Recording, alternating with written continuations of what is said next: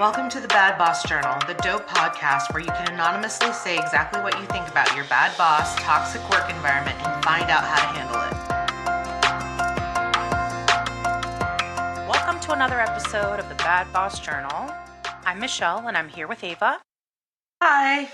We thought that it would be a great idea for us to kind of have an episode that is kind of talking about things that we can do to make the workplace a bit better. Or maybe you are in the process of leaving a bad boss situation and you're looking for a new job and you're being very, you have that grit and fire and you're like, I'm going to get out of this one and get into a new one. And I feel like Ava and I have talked about how, a lot of times you just end up leaving one bad boss situation and getting into another one. Absolutely. I know for me personally, I think looking back on every single one, the only true good boss I had was one. And I've had plenty of jobs. Yeah. Again, people, the queen of employment, Michelle. I will say, I thought, with this episode, we can talk about things that we can do to make our work life a bit better, right? Yeah. Work hacking, if you will. Yes. But not in the sense of like productivity, but doing certain things, that I've learned over the years that have helped me, and the current situation I am in right now. Right now, I think we talked about. I don't know if we shared it on the show, right? I don't know. I know we talked about that you were downsizing from about 7 or 8 jobs to about 5 or 6. Yes. Okay. 5. It's 5. But I mean, some of them are semi-passive-ish, so I shouldn't count them, I guess. But yeah, like I just got introduced to a company 2 weeks ago, and they gave me an offer I couldn't refuse, and I just thought it would be a really great opportunity, kind of getting me toward that goal of basically being able to work as a digital nomad of some kind, right? I wanted freedom and flexibility. I was starting to kind of get closer and closer to that goal, and I felt like this was it. Now, what I've started to do, and I feel like this is something special, like I don't think everybody does this. I realized that because I don't know if I think I've shared it once maybe in passing, but like I am a neuro-linguistic programming practitioner. So I'm an NLPer, right? For those of you who don't know what that is a form of hypnosis, but it's almost like awake hypnosis, if you will.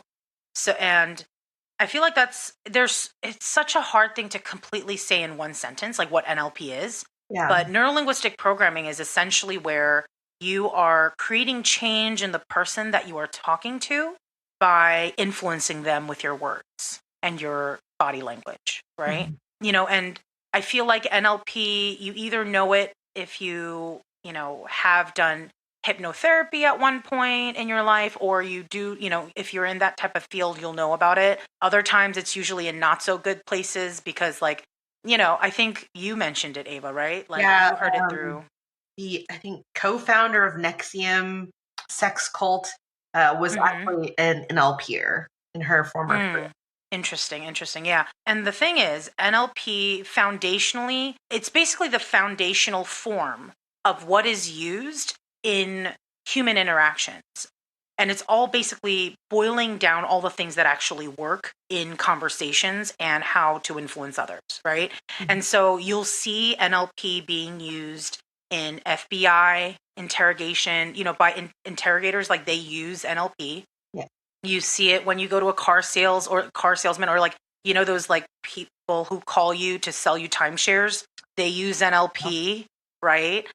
So it's used in so many different aspects, and ultimately it's like NLP is good or bad depending on the person who is using it. It is just a neutral ground that people use to, influence, to use it in a negative or positive way, right? So for example, I studied and trained in NLP and got all the way to like getting, the master's program and whatever into it because I was ultimately wanting to use it to help pregnant people and help people in the settings I was working in the birth world, Yeah. And so I always wanted to help in a way that would actually impact change, not just make them feel like, oh, it was good talking my feelings out, Right. And I noticed that whenever I would use parts of NLP, because I'm not like proficient in it, because after a few years of using it, and then especially if you're not like if I'm not like an NLP hypnotherapist or whatever, if I'm not using it in that type of setting all the time, you start to forget bits and pieces, but you use the key points that you know how to use well. But yeah, people would be like, "Oh, it's so nice when I get to talk to you. Like I feel so much better," that kind of thing. But I've noticed that I use that now to gauge other people. So when I started this new job, like it was so out of the blue. I was hired like overnight, like literally. And I just was like, what the heck is going on? There was no onboarding, Yeah. right? They basically told me to look at their website and all the information's there. I was like, what is this shady nonsense that I'm becoming a part of?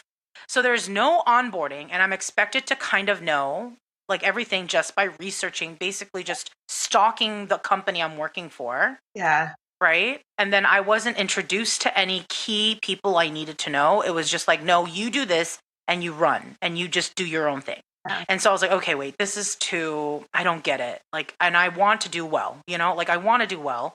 So I started to kind of like read my boss, and I was like, okay, this person doesn't have a way with words, right? Like they're not like a manipulative person with their words. They're not good at it, Right. but they're very strong-willed, right? Like I can tell like they know exactly what they want, and it's all results driven is what I noticed. Just from the words they were using, but then also there's no communication. Well, and I was going to ask you, for our listeners, how long did you do your research to basically study your boss? Like, how much time do you think it Oh, typically that's a takes good you? question. About 15 minutes. Okay. I think, well, I guess it's bits and pieces, right? Because when we were talking in person and I met the person, I was quickly doing like just a scan of, just judging body language, judging the way they were talking, how they were talking, all these other things. I could also tell that this person was like very proud and very private, Mhm. and always wanted to keep the cards close to the person's chest, right? Okay. So, like, give us an example of something they said or the manner that they said it that led you to that conclusion. I knew that person had put a significant amount of money into their own project. Okay. And I knew that they needed to push these deadlines and get there quick in order to make their money back. But at the same time, they just kept saying, like, oh, money is not an issue. We are well funded.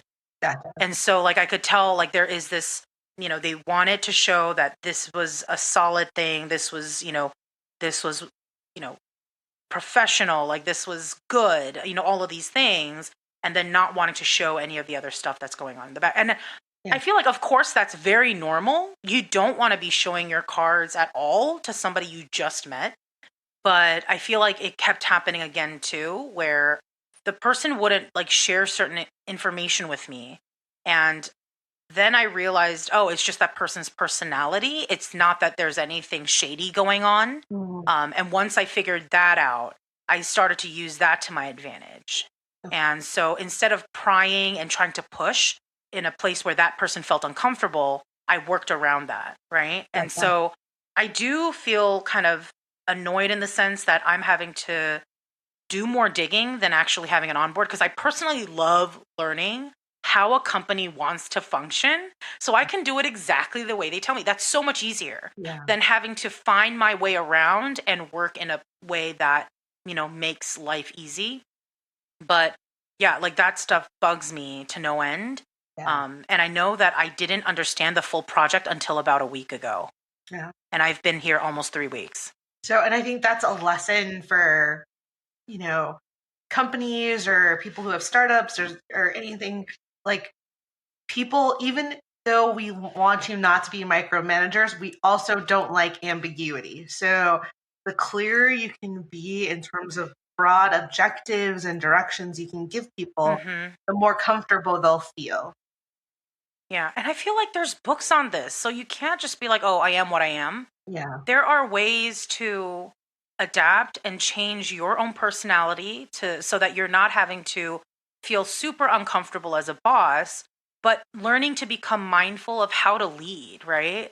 Yeah. Like my boss was telling me, oh, you need to be mean to people, is what they said to me, right? Because the whole point was I was going to start this new department and then start to bring people under me and have assistants and have people like in these little, they wanted me to run this division. And I was like, that's great, but I don't do that. Like, I don't run out of fear. Like, I mean, like, I don't Mhm. manage with fear. I manage to empower so that they feel good at what they do and give me those results back, right? So it's almost like this.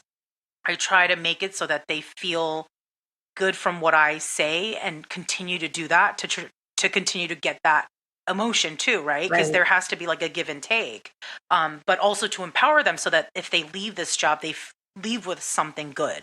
right. Like I always try to think overly about stuff like that because I think I put myself into other people's shoes too much. I try to think of how I would feel. I don't think that's completely normal either.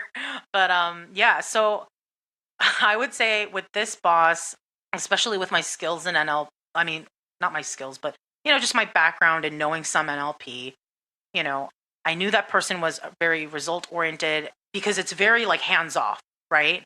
But then I want the results, I want the results. So Right. the person would be AWOL for the whole day. And then like random times, like at 7 p.m., 1 a.m., because it's also like a European company, Yeah. like I would get these like messages and I would reply back at those times though. And I know I shouldn't. Like some people have these like very specific work hours, but I'm like, at this point, I want my boss to know because I know what type of person that person is. I want that person to know that I work all the time, Right. you know?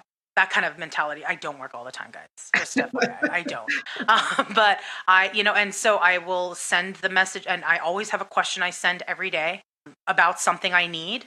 And that's something I learned from my husband, Tom, actually. He was told earlier on, like, oh, all you do is ask one question every day, and people think that you care. Interesting. That's a Yeah. really good one.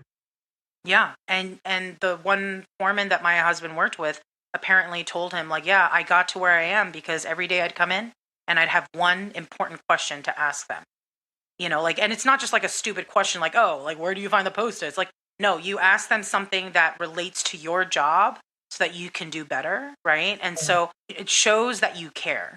Mm. And I do think that's true. I always try to make sure that I don't fall off the radar. I always try to be noticed in a sense, like not in a, like I always try to send some sort of message once a day just so they know that I'm there doing what I'm doing. And so, yeah. And I don't know. I mean, I feel like it's working. They gave me an assistant. They approved me to have an assistant, and that assistant's going to start working tomorrow. So that's nice. Yay. Um, yeah. So less things on my plate, I guess. But yeah, I think instead of trying to force a situation, it's almost like I find that NLP or, this type of like not tactic, but this type of way of life of, when you're introduced into a new situation, gauging what the thing is, it's very Tai Chi esque to me.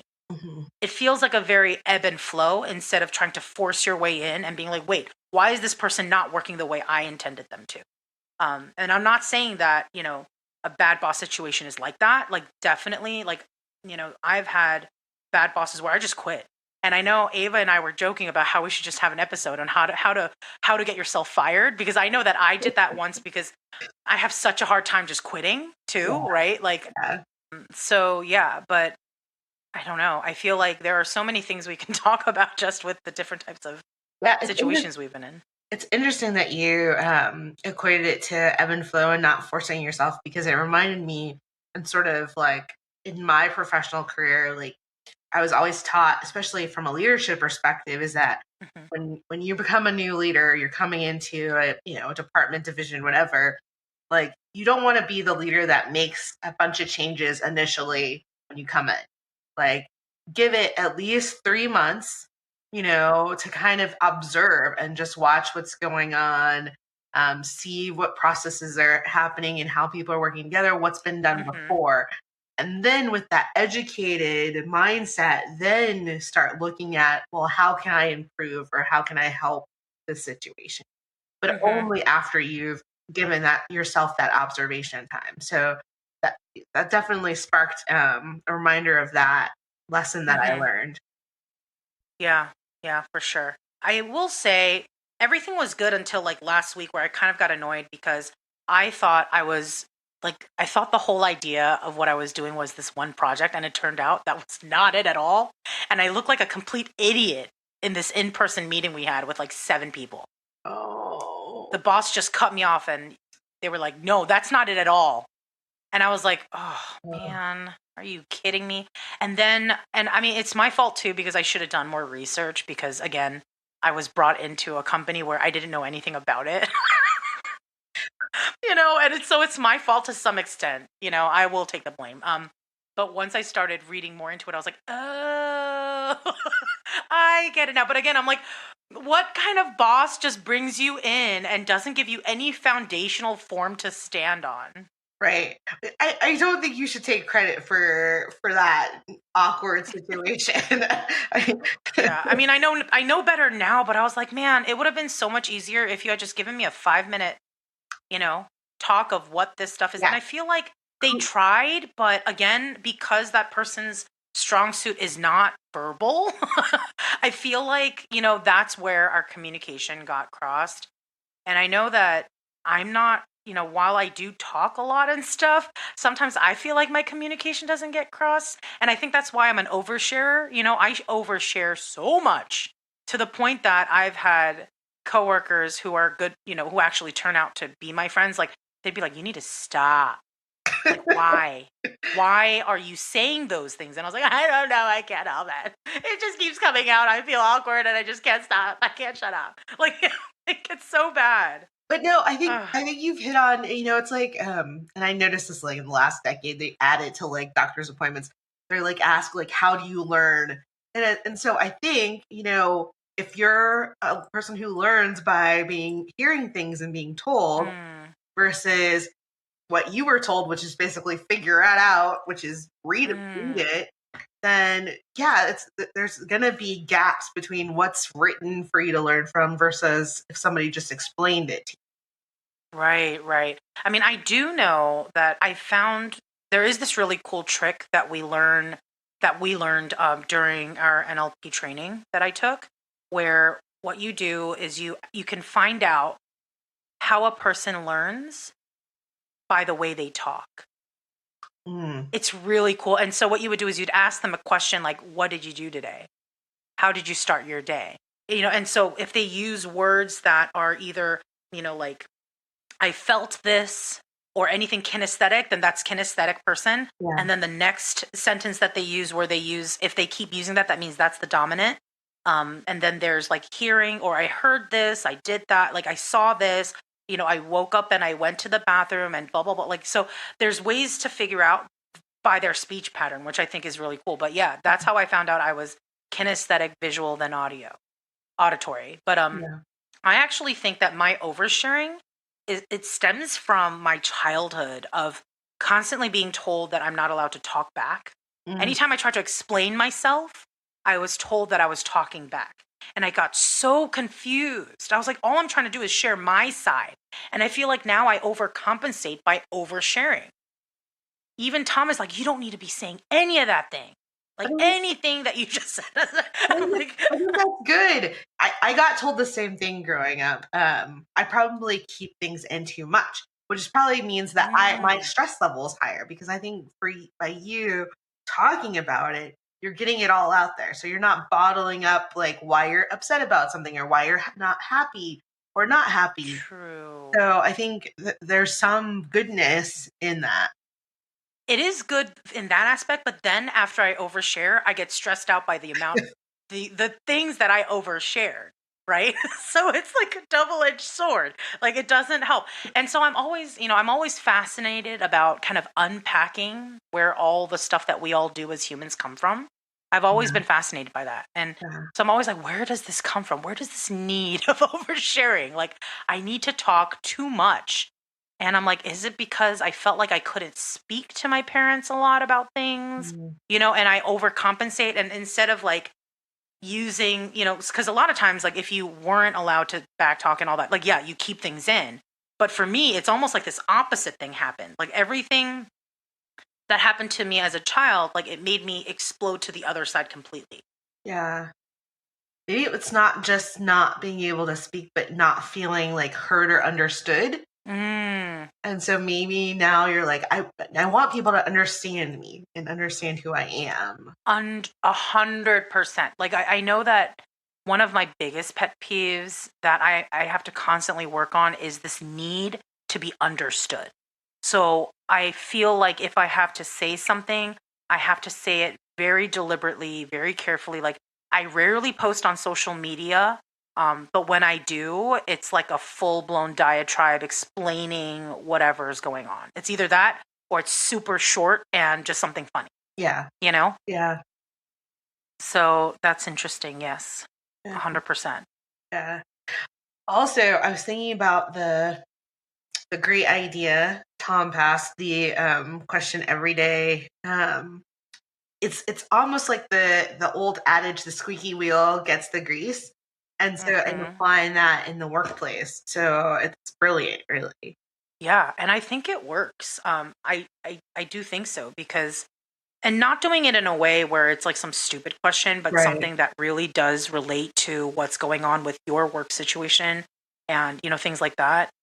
Yeah, I mean, and I do the same thing where I gauge this other job I have where I have another boss, and I don't do it with that boss every day because that boss is incredibly busy, and I've already, so like I stop doing it as soon as I know I've gotten to a place where I am good.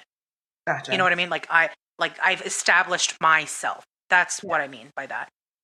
So with this boss, when that boss first came in, that person came in from a different department and was above me and my manager, like my Mhm. boss. So she was Yeah. my boss's boss. Boss. Yeah.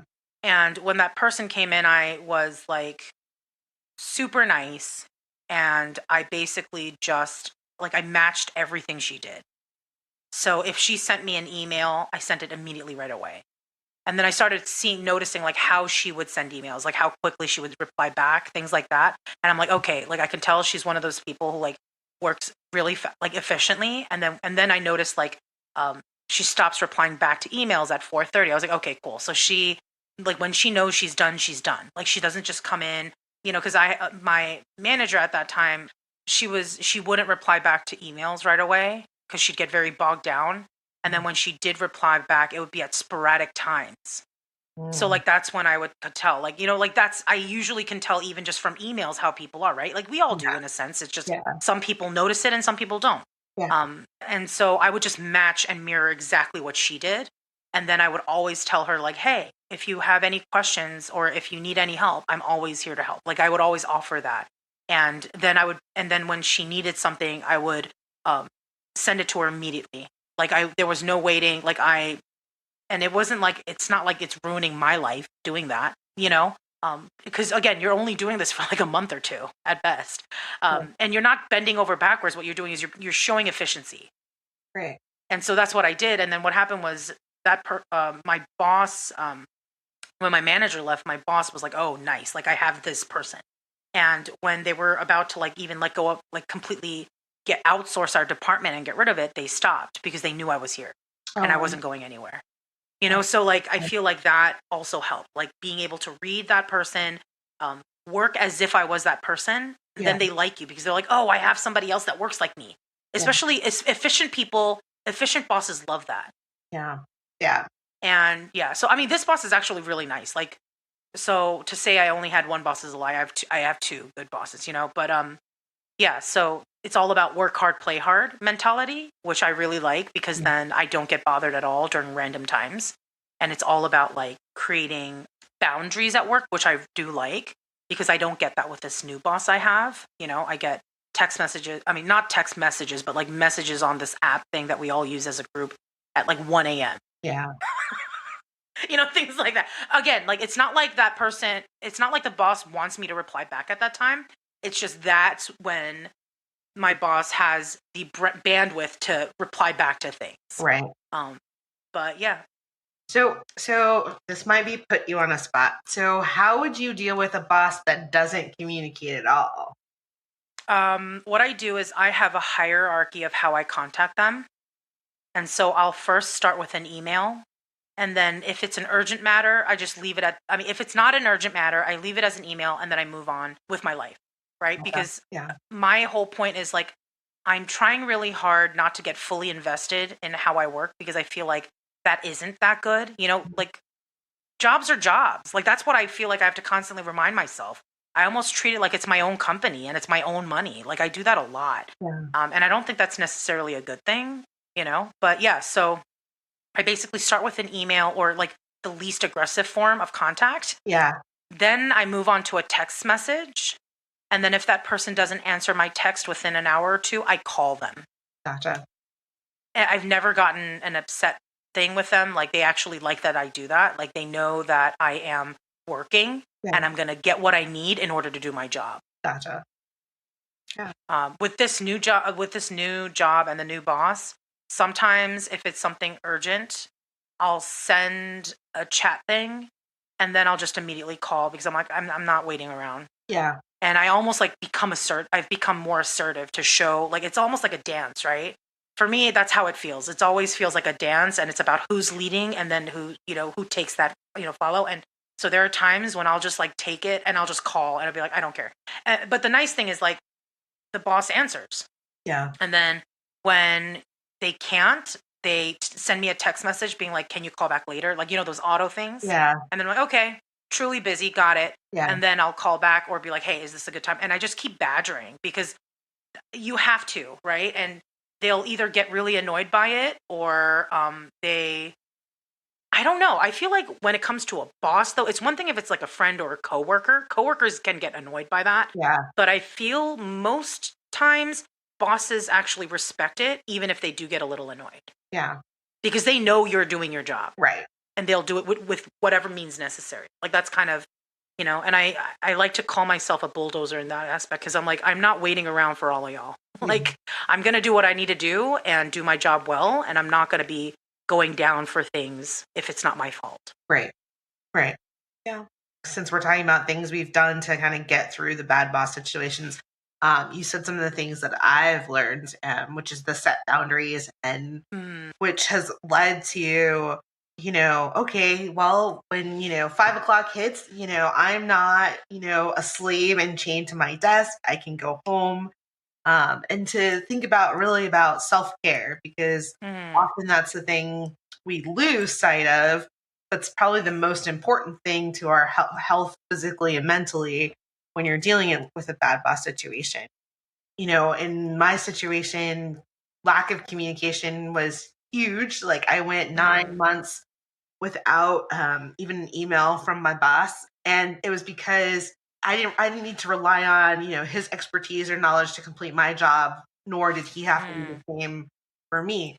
So in that instance, what I decided to do was like just passively send him an email every week talking about what I did the previous week and what I plan to do in the current week, so that at least he would have knowledge without necessarily having to have that awkward either face-to-face or verbal communication that he didn't want to engage in. Also, just being considerate of he like my boss's issues or challenges outside of the workplace. So during that time, my boss was going through a divorce and everybody knew about it, but he never talked about it. He never acknowledged it. And so a lot of times he would come in late in the morning because he was trying to, at night, internationally coordinate with his lawyer and do mediation for the divorce. Wow. So basically just, me covering down on any meetings that he had while trying to respect, in those meetings that I'm just sitting in representing my boss, he's the one actually responsible. And I think that was probably one of his biggest issues is that technically I had more experience than him as a leader and a manager. Right. And so giving deference to he's in that position, he deserves that respect. Like you guys might feel comfortable talking to me, but I think those are decisions that he has to make, and I think those are things that I've learned. In hindsight, I probably would have communicated more even though he wasn't communicating at all. Mm-hmm. And it makes me think of, your concerns about oversharing and over communicating. I think sometimes in my case, it may have helped him understand me more, versus him coming up with a dialogue in his head about what he thought I was trying to do or not trying to do. Right, right. But yeah, I haven't learned. I've had fewer bad bosses than probably most people, but I definitely have learned that you as an individual matter more than any job can. Yes, 100%. And when I'm talking about these things, it's for a boss that may be a bad boss in a sense, but not a narcissistic boss, an Right. abusive boss. I would never stand for that crap. And we can actually talk more in detail in another episode about one that I had that was incredibly toxic, to the point that it was just mentally so draining for me. Yeah. Um, yeah, and we can definitely talk about things like that. But if you have that type of boss, like, no, there is no bending, there is no moving, there is no dance. Like, that you shut down, right? Like, I mean, Yeah. that's what I would think. Like, I've never stuck around for those type of people. Yeah. Um, Unfortunately, I was trapped in a foreign country with this person. So oh no, oh no.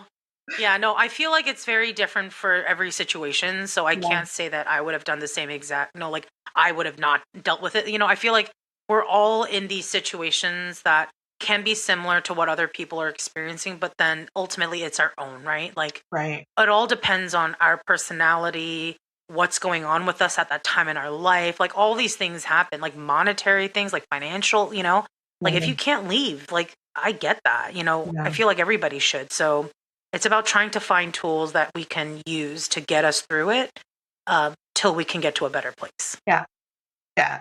And I love your entrepreneurial spirit, because if I had had that when I was in the situation, one of the things maybe I would have done was would have taken part of that self-care time and worked on a hobby or a skill Mm, that I could transition to get out of the situation that I was right, in. right. Yeah. Yeah, no, I hear you. But I think that's happening. I mean, I think COVID, and the great The great resignation. yes.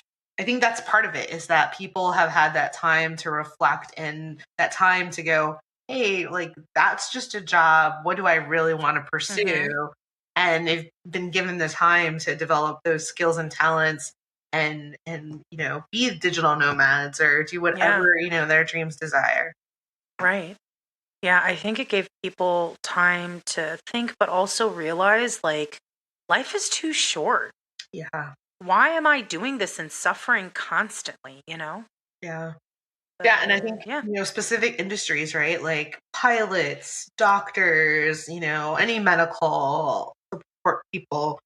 They're like, we've we've taken all this time of our lives to get educated in these fields. We're in debt for it, and then we're still suffering miserably in conditions with bad bosses and hours. You know, there are other options out there. This is not the only Hmm. way to be happy. Yeah, 100%. Love that.